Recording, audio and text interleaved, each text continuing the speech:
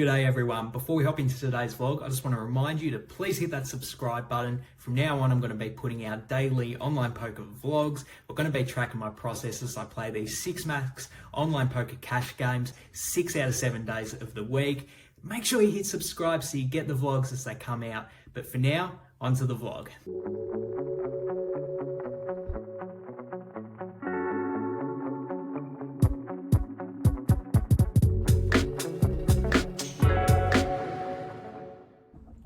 G'day everyone, welcome back to the vlog. It is currently 5:45 AM here in Melbourne and I've just woken up after my midweek weekend. Plan for today is to hop straight back into the poker. I'm going to be playing exclusively 1-2. As we discussed at the end of the previous vlog, I think it's important I do move down.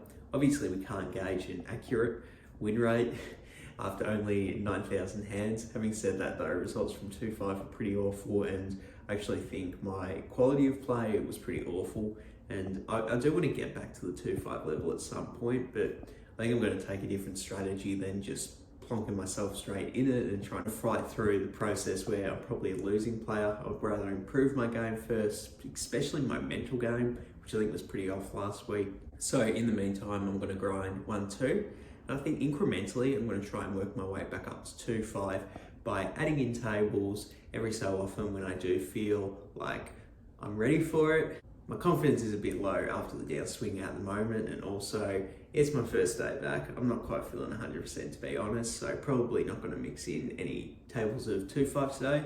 So it's just going to be a straight 1-2 session today. That's the plan.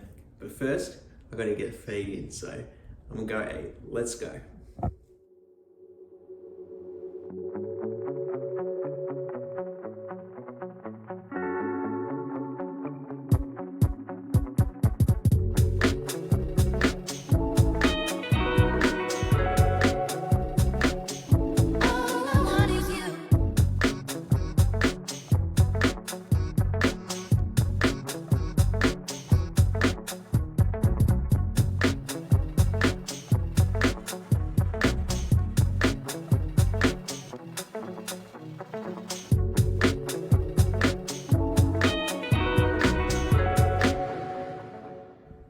About 6:20 at the moment. A quick little feed, something a bit smaller for today. Plan now to hop in and go play some poker. Like I said, probably going to be exclusively playing the 1-2 games today. Going to mix in 5 tables and just grind it out till I have the 1,500 hands. So without any further ado, let's get back in the game.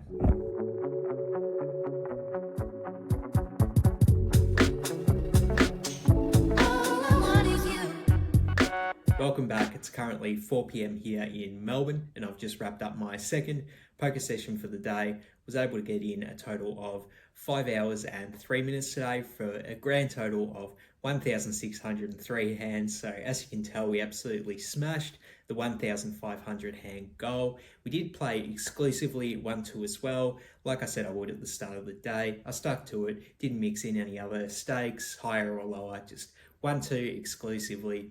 And I'm glad I did because we have pretty good results on the day. I ended up winning 1,273, which obviously I'm absolutely stoked that that number is so large. I actually think it's the biggest win I've had exclusively just playing 1-2 without any 2-5 games mixed in. So definitely not going to complain at that. In terms of my gameplay grade, I'm going to give myself an A. I am very, very happy with how I played over the course of both sessions today, but particularly the morning session where I felt completely undistracted, dialed in on what my opponents were doing. I made good reads on their ranges and I tried to exploit it to the maximum, which I really feel enabled me to have such a large win today. I think there's a few reasons why I did play so well today, but the main one is actually because I did play 2-5 all of last week. When you're playing against more knowledgeable opponents in the 2-5 player pool, you really do have to dial in and focus and try to find small edges to push against the tougher player pool, and it's just such a competitive mind state to be in. But when you take that mindset and you bring it back to the 1-2 game, where honestly the mistakes people are making are a lot more obvious and easy to exploit, you can really push those edges to try and maximize your profit. I think a good analogy for it is a lot of track runners will go to the beach to practice running on sand because it's a lot more difficult to run on sand. But once you get used to that and then you come back to running on solid ground, you can actually run a lot faster because it's easier to run on solid ground, right? And I think that applies here because the 2-5 game is much tougher, that when I came back to my normal game, I really was able to, run a lot faster, let's say. So absolutely stoked with my performance today. Hopefully I can take the competitive mindset into every session going forward. And if I do, I'm sure I'll continue to be able to give myself A grades. So obviously over the moon with this one. I earned the A. This session was obviously very good for me. I did key in and focus and exploit a lot of the mistakes I think my opponents were making, and this next hand is a great example of that. The action falls to me on the button and I have ace-10 offsuit. I go ahead and raise it up to 5, and then I get a call from an unknown big blind. We go heads up to a flop of 9-6 deuce with 2 hearts, and we have the ace of hearts, but here's where things get really interesting. The big blind decides to lead out for 5.5. The action's on me here, and I decide to call in this spot, and I really like this decision. Not only do we have outs to improve if our opponent is betting a strong 1-pair hand, something like 9-8, we can either hit an ace or a 10 to improve to top pair, but additionally we do have the backdoor nut flush draw, so there's going to be a lot of turns that are really, really good for us. And additionally, we do actually have a bit of showdown value with ace high if our opponent's leading a flush draw or 8-7, so I decide to call here, and then we are heads up to the turn, which is the 4 of hearts. So we do turn the nut flush draw. This doesn't slow the opponent down though. They go ahead and bet 11 again. Then the action's on me here, and I think I have a pretty interesting decision on this street, whether to bluff raise or just call. The reasons I would like bluff raising here are pretty obvious. We do have a great hand to semi-bluff with. Even if my opponent does have a strong 1-pair, 2-pair, or made flush hand, we have outs to improve. And also this turn's going to be a scare card for those 1-pair hands I mentioned that my opponent might be leading with on the flop, so we can raise to try and bluff them off that. Having said that though, I actually prefer calling in this spot, just because I do think when my opponent shows aggression across 2 streets, their range of hands is going to be pretty tight and pretty strong. They can definitely have 2 pairs here, they can definitely have made flushes here, and I'm not really trying to raise them off that range of hands when I really don't think I'm going to get a fold that often. So I decide to just call here. In position as well is another good reason why I want to call, to have position in the river. So we're heads up to the river, which is the 8 of clubs. And then the big blind keeps betting. They go ahead and make it 15. And the action's on me here. And I'm just going to state the obvious right off the top. I hate calling here.